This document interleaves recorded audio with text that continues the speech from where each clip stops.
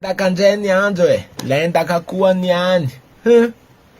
Mahazefatsa androany, andro mavesatra androany.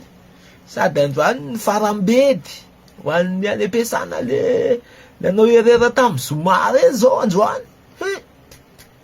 Androany la mahazo mifamerim-bedany la. Noho ny patrony eo ohatry zany e. Tonga de latsinainy androany, iza indray no diliriko. Iza ny sendra eto. Tonga de sendra aloha voatery. Sendra! Voadiditra tao anao no ty mba diliriko jereko ny moraly. Marany am-piasana any. Mandeha ny test de moralité. Test de moralité aggravé.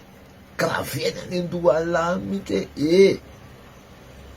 Miasa. Tindromy navoaka, tindromy. Zay tiany anaovana azy. Misy an'izany a. Traitement physique moral mauvais. Misy an'izany any amin'ny fiasana any fa tsisy za moa tsisy tokony mba ohatr'izany mihitsy ange.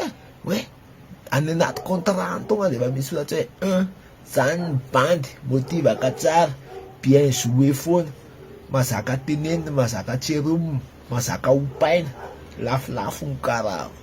Tonga de efa tote raha tsy mety tsy voapa tapika lahary io zay la ngady isen'izany tany anaty contrat, tokony lafilafo zay mazaka opaina.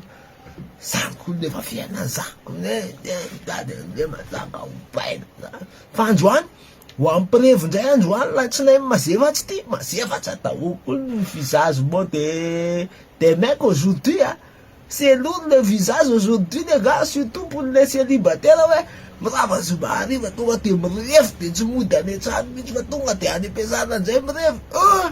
C'est le waliky ny didy maiko Madagasikara pour les rêveurs.